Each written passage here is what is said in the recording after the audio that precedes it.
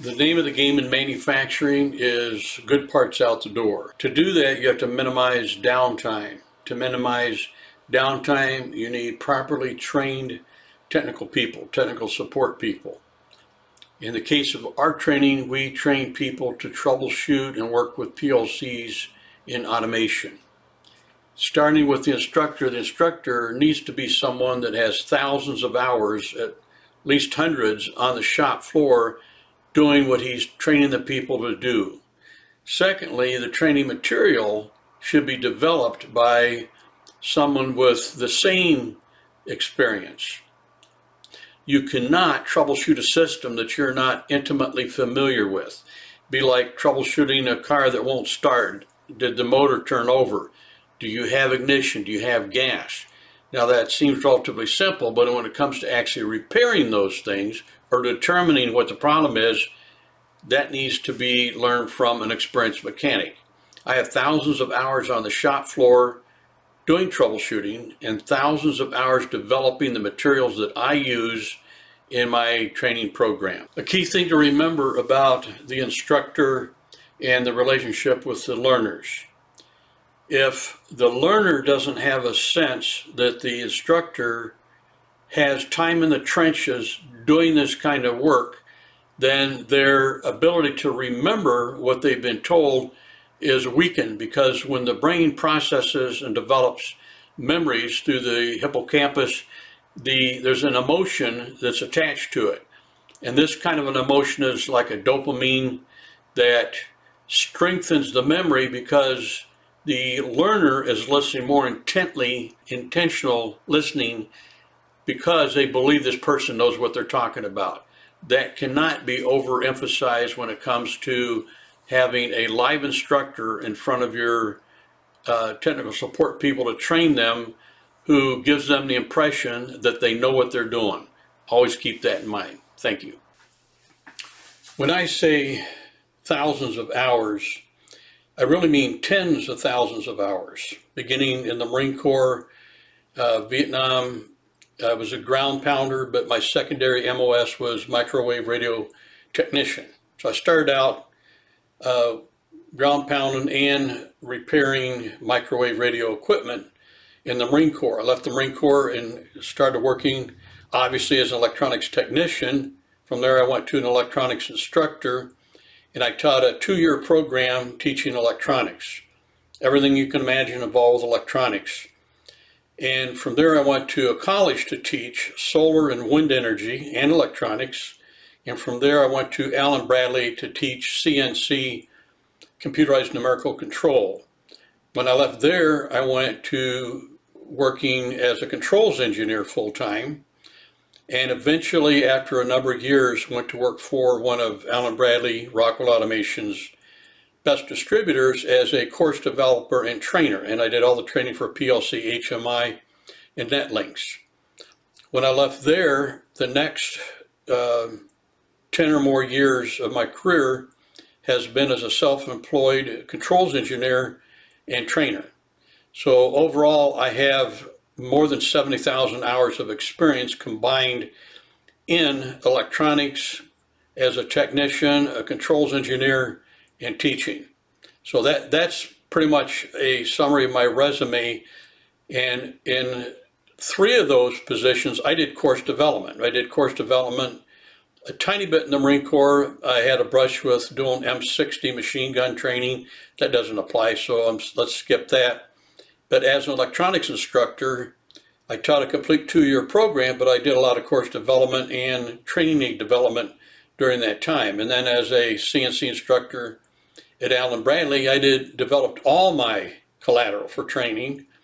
And then as a controls engineer and technical trainer for a distributor, I did all my own course development and training. So all of the materials that I have that I use in my classes, I developed and wrote it. Now, I did learn on the backs of other people, so I didn't just dream it all up by myself. But the point is, I authored the material that we use in our classes. Now let's look at the material. Most people involved in education have seen this cone of learning before, and there's probably 100 variations of this cone, but they all show the same categories. What we're primarily interested in here are your 5 senses. We start with reading, to that we add hearing, and to that we add seeing. Seeing is the most powerful of the sensory perceptions that we have, because the eye is the second most complicated, complex organ in our body, the brain being the most complicated. The more of these senses or sensory perceptions that you add when you're training, the more you engage all of the senses, the sensory perception of the students, the stronger are going to be their memories of the information, and the better the recall and retention. Besides seeing, we have interaction. Interaction is more episodic in the sense that the discussions that went on in class between the lab partners and between the lab participants and the instructor or the lab assistant. We normally set up our classes with 2 people to a station. 1 per station works out for some, but does not work out well for all. 3 is too many. 2 is the perfect number per station, because if one gets stuck, the other one usually has some way to keep it moving. There's this interaction between the 2 at the lab station. Although a lot of people say, well, I'd rather work by myself, in reality, it's overall more effective if they work in pairs. Interaction. And then hands-on, of course, that's the big one. When you look at this pyramid and you look at the percentages, you can't really separate these. If you start out with reading, hearing, and seeing, it says 50% of what we see and hear. Without any interaction, it's kind of a limit of 50%. If you add interaction, then it jumps to 70%, up to 90% or better with actually doing it the hands-on. This is all about involving different sections of the brain in the learning process. If you look at this simplified illustration, hearing, vision, taste, touch, and smell. Now, hopefully there's no smell involved in our classes.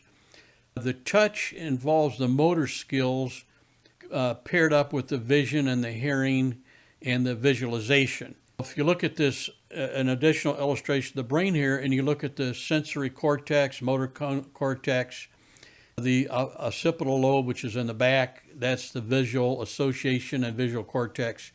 The cortex, a large part of the brain, is made up of neurons. Your brain, it's estimated, has close to 120 billion neurons. And if you compare that number of neurons and all the interconnections made between them, you actually have a system in complexity that's greater than the known universe. And when you look at these neurons here and you see all the clutter, all the little branches like going out from them, those are elements of your memory. So when you, right now, you're thinking and your thought is producing proteins that are forming dendrites. That's the little branch-like things on these neurons. Pick this illustration, even though it's only 3 neurons, and there could be more involved in the memory of the information that you learn in class. In the occipital lobe, that's sight. The temporal lobe is audible. The discussion's going on. And then, because I only have 3 neurons here, I mark sensory and motor, parietal and frontal lobes, as one group.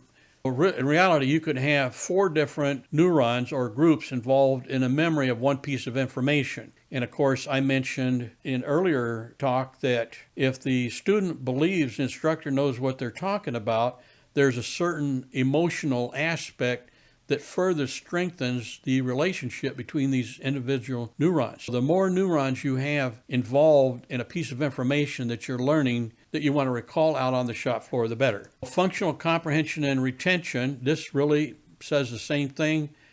These are the 2 manuals that we use for we'll call it the RS Logix 500 Micro Starter software. This covers all Slick 500s and all MicroLogics. Step-by-step approach, all the lab projects.